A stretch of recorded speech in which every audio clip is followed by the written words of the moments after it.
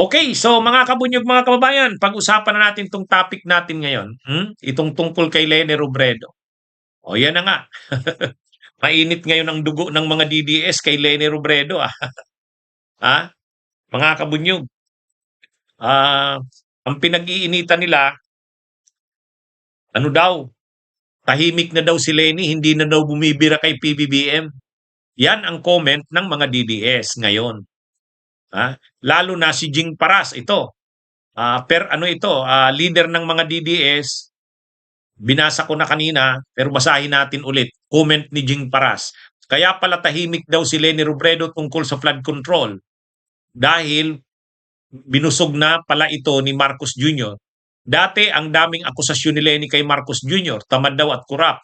Pero ngayon lab na siya na niya si Makoy Jr. Walang hiya. Grabe naman. Unang-una, si Leni Robredo, iba naman talaga ang ugali niyan. Si Leni Robredo, hindi naman talaga palaaway. Sa totoo lang, kahit sa mga supporters ni Leni, yun na nga yung hinanakit nila kay Leni. Si Leni, hindi siya yung tipong si Leni, hindi siya yung tipong nagkukomentaryo ng masama sa tao. Hindi ganun ang ugali ni Leni, di ba, Nunong Raymond? Salamat sa pag-send ng donation, Nuno. Yan nga ang hinanakit kay Leni ng mga supporters niya. Bakit naman si Leni hindi bumabati ko sa administrasyon? Kahit wala namang natatanggap si Lening pabor galing sa administrasyon, ganyan talaga si Leni. Ganyan talaga si Leni. Ngayon, nabibigyan ng ang Naga City, maraming projects ang dinadala ng national government. Siyempre, nagpapasalamat si Leni. Na ang Naga City natutulungan ng national government. Pero yung sabihin na dahil dyan, nagbago na si Leni, hindi naman. Kasi ang naturalista ni Leni, ganyan talaga. So wala namang nabago sa kanya. Di ba? Kabunyog si Magala. Actually, wala namang nabago kay Leni. Ganyan talaga si Leni. Hindi siya yung tipong nakikipag-away. Iba ang leadership style ni Leni Robredo. Kaya yung sinasabi ni Jing Paras na nagbago na si Leni, dati daw tinitira si Marcos. Hindi naman. Kalaban ni Leni si Marcos sa eleksyon. Kaya siyempre, kinikriticize niya ang mga ginagawa ni PBBM. Pero hindi naman siya yung tipong kinikriticize si Marcos kahit na pala may ginagawa ng maganda si Marcos sa kanya sa Naga City, hindi niya naman pasasalamatan. Hindi ganun si Leni Robredo, iba yan. Kumbaga si Leni Robredo, tumutulong ang national government sa Naga, pinapasalamatan niya. Nakailang balik na ba sa Naga si Vince Dizon, balik-balik na dito sa Naga City. Yung mga proyekto dito sa flood control, ginagawa na. Ang Naga kasi madalas binabaha. Panahon ni Duterte, hindi man lang natulungan halos ang Naga City. Kasi kalaban ni Duterte si Leni. Pero pagdating kay Marcos, kahit magkalaban si Marcos at si Leni nung eleksyon, sa ngayon, tinutulungan ng national government ang Naga City. Siguro nakalimang balik na or 6 na balik na si Vince Dizon dito. Minumonitor yung mga proyektong infrastruktura ng DPWH.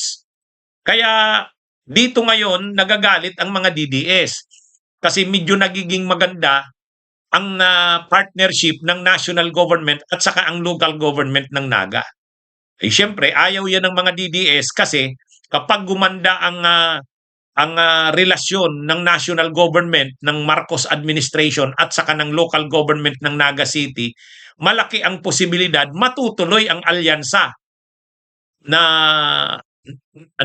marami kasi ang gustong mangyari na ang administrasyon ni PBBM at saka yung oposisyon ni Leni Robredo, yung kakampings at dilawan, ay magsanib pwersa para matalo si Sara. Marami ang nag-workout niyan. Marami ang naghahangad niyan. Dito sa mga nangyayari ngayon sa Naga City, na maraming tulong na pinapadala ang national government, na-appreciate yan ni Leni Robredo. Si Vince Dizon naman pabalik-balik sa Naga City. O ngayon namomonitor yan ng mga DDS.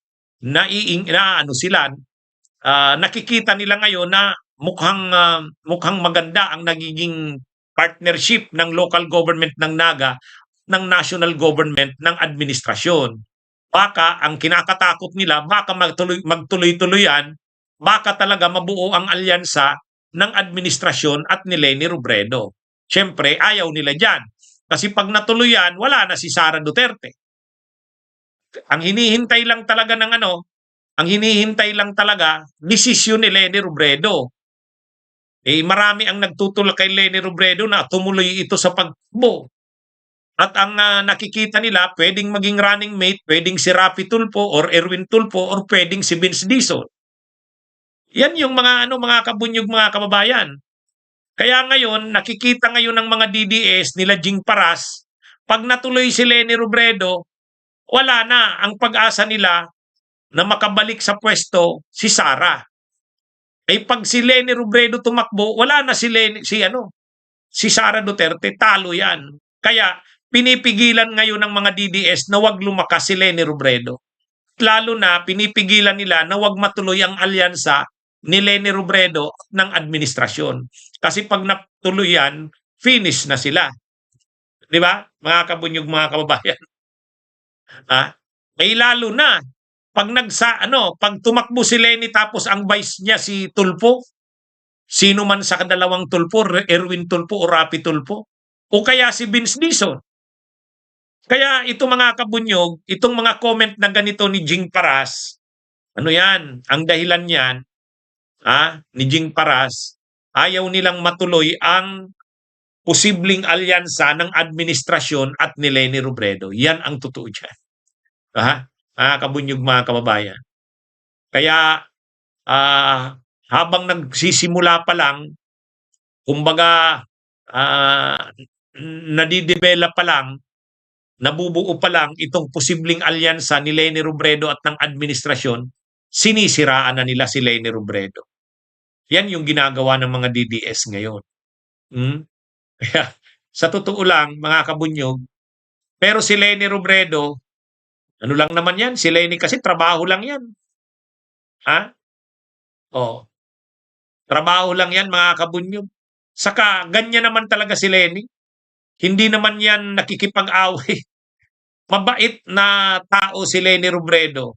Hindi siya yung tipong porke ba nakalaban niya ang Marcos sa eleksyon, sisiraan niya ito kahit may ginagawang maganda para sa Naga. Siyempre, magiging bastos naman si Leni kung ganun. Hindi naman ganyan si Leni Robredo. Diyan nagkakamali si Jing Paras at ang mga DDS. Wala namang nabago kay Leni. Ganyan talaga yan.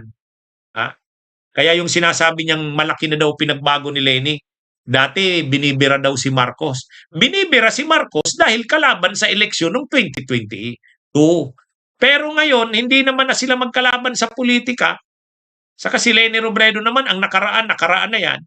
Tumutulong ang national government sa Naga, so nagpapasalamat ang Naga sa national government. Diyan ngayon nagsiselos at nagagalit ang mga DDS. Kasi pag nasa ka ng administrasyon, pag nangyari yan, talo na naman si Sara. Pag natalo si Sara, wala na ang pangarap ng mga Duterte supporters na makabalik sila. Lalo na itong si Jing Paras. Bunyog, bunyog, halikan na kasama ka. Bunyog, kapag buklod ay may pag-asa. Luzon, Visayas, Mindanao, isa ang pananaw. Sa bagong Pilipinas ang bunyog isisigaw. Bunyog, bunyog.